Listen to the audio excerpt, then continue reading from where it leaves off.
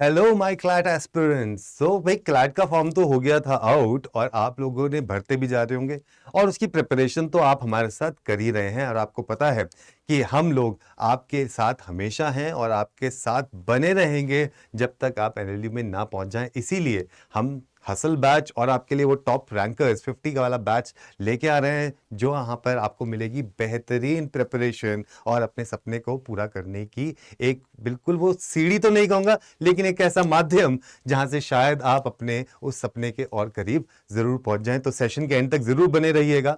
अब क्लैट का फॉर्म जब भरते हैं तो ये एक बहुत कॉमन एक प्रॉब्लम है जो बच्चों के दिमाग में आती है, वो है कि प्रेफरेंस लिस्ट को हमें क्या भरना है, कौन कौन से वो एनएलयूज हैं, किसको किस ऑर्डर में रखें सो दैट हम अच्छे कॉलेज में पहुंच जाएं। क्यों पहुंच जाएं? क्योंकि आपको पता है कि जब कभी भी आप कोई प्रेफरेंस लिस्ट भरते हैं और जब कट ऑफ रिलीज होती है या फिर जब आंसर्स रिलीज होते हैं, स्कोर्स आते हैं, तो आपका फॉर एग्जांपल फर्स्ट लिस्ट में आपको 10th वाला एनएलयू मिल गया, लेकिन उसके बाद अगर फॉर एग्जांपल अगर आप 10th के बाद जो नीचे वाले जितने भी एनएलयूज होंगे वो फिर आपको नहीं मिलेंगे।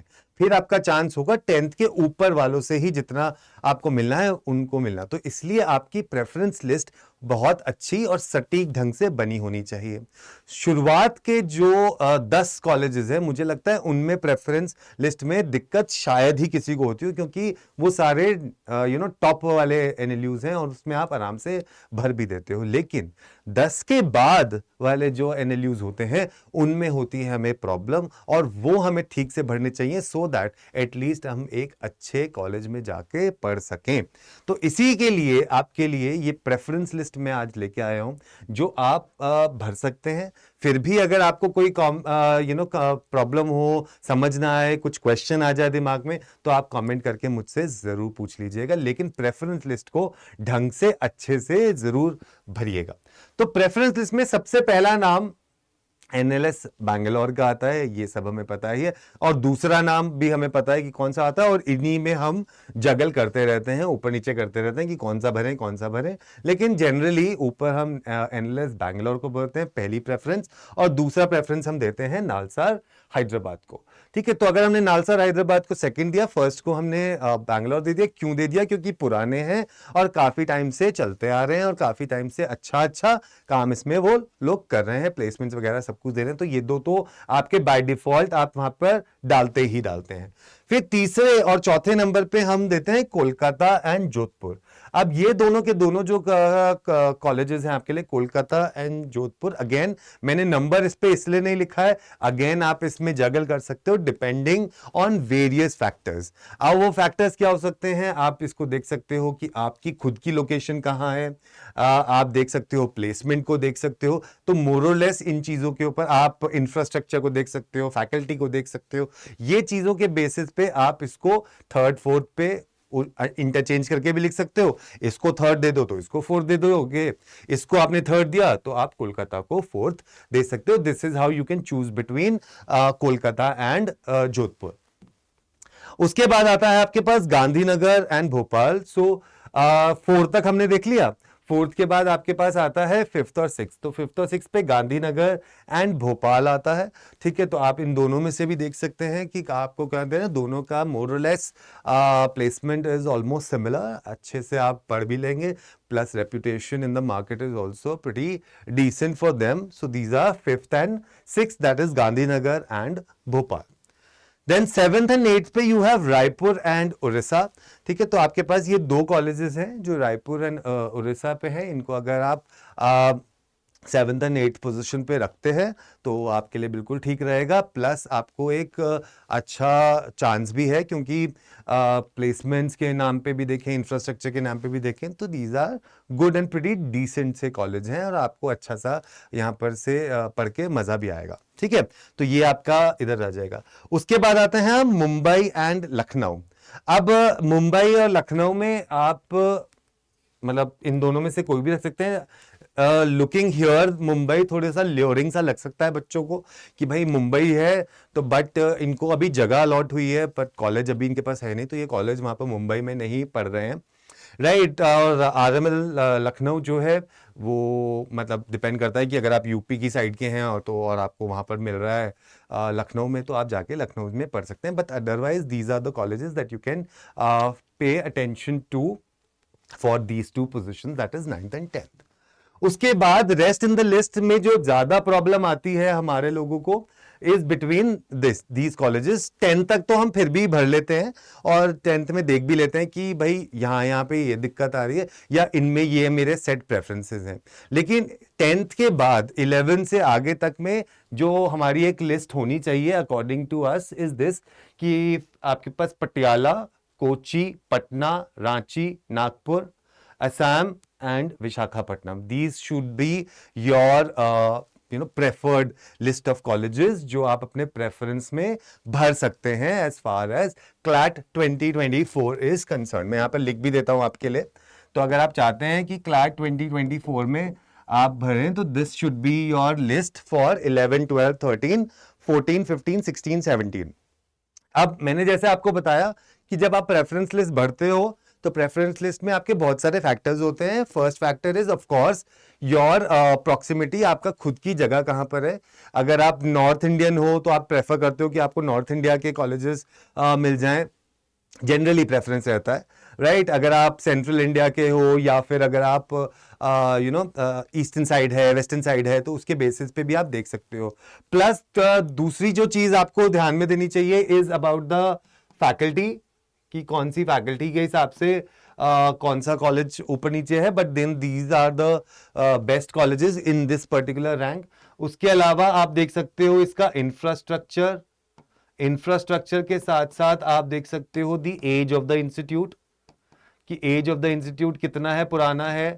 कुछ आपको जैसे लगते हैं कि जो नए हैं, जैसे अभी हमने देखा था एनएलयू त्रिपुरा है, तो एनएलयू त्रिपुरा बिल्कुल अभी रिसेंटली स्टार्ट हुआ है, प्लस उसका अभी फर्स्ट ईयर ही है and we haven't seen any kind of development. उसमें भी कुछ प्रॉब्लम हो गई थी जब लास्ट ईयर हमने देखा था, तो उस चक्कर में एनएलयू त्रिपुरा को आप बिल्कुल टुवर्ड्स दी एंड में रख सकते हो, जो हमने भी रखा है, अभी आपको बताऊंगा मैं उस चीज के लिए।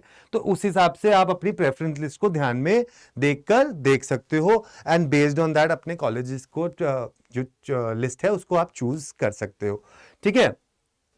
उसके बाद नेक्स्ट वाली लाइन में जो आता है आपके पास तमिलनाडु, देन शिमला, सोनीपत, औरंगाबाद, जबलपुर, सिलवासा एंड त्रिपुरा। तो ये वो हैं जो क्लैट के थ्रू आपको एनएलयूज मिलते हैं, वो आप उसके बेसिस पे चूज कर सकते हो।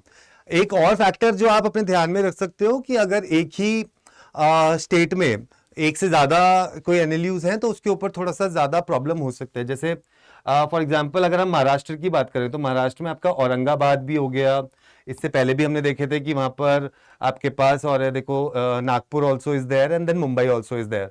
तो इस तरीके से अगर 3-3 महाराष्ट्र में हो गए तो उनको मैनेज करने में भी बड़ी प्रॉब्लम आ जाती है, वो आप कर सकते हो। उसके अलावा अगर आप यहाँ देखें तो देन जबलपुर हो गया and then you have Bhopal also, so ये भी आप इसमें देख सकते हो that there could be a problem, right. So और उसके अलावा मैंने आपको फैक्टर्स बताई दिए हैं कि भाई एज आपने देख लिया, आपने इंफ्रास्ट्रक्चर देख लिया, और आपने फैकल्टी देख ली, आपने लोकेशन देख लिया उसका, आपने देखा कि भाई मेरे घर से इतना दूर है या इतना पास है। बेस्ड ऑन दैट अपनी लिस्ट को आप अपनी preference list as for CLAT 2024 देख सकते हो and then this could be beneficial for you also, ठीक है। तो और भी अगर आपको लगता है कि कुछ कंफ्यूजन है, आप चाहते हो कि इनमें थोड़ा सा ऊपर नीचे अगर हम कर लें तो आप देख सकते हो, बट मेरे ख्याल से फ्रॉम यहां से फ्रॉम 13 to 19 तो आप सेम रख लो। 13 to 19 ये ऊपर तो आपके हैं ही भाई, फर्स्ट 12 तो आप रखोगे ही ढंग से, बट 13 to 19 को यू कैन कीप सिमिलर। उसके नीचे वाले को, ये वालों को अगर आप चाहें ऊपर नीचे करना बेस्ड ऑन योर प्रेफरेंसेस तो आप इनको कर सकते हैं, but I would still suggest कि इनको आप नीचे रखिएगा, क्योंकि सिलवासा त्रिपुरा ये अभी नए नए ही है and then just year old, तो उनको नीचे रख सकते हैं, ठीक है।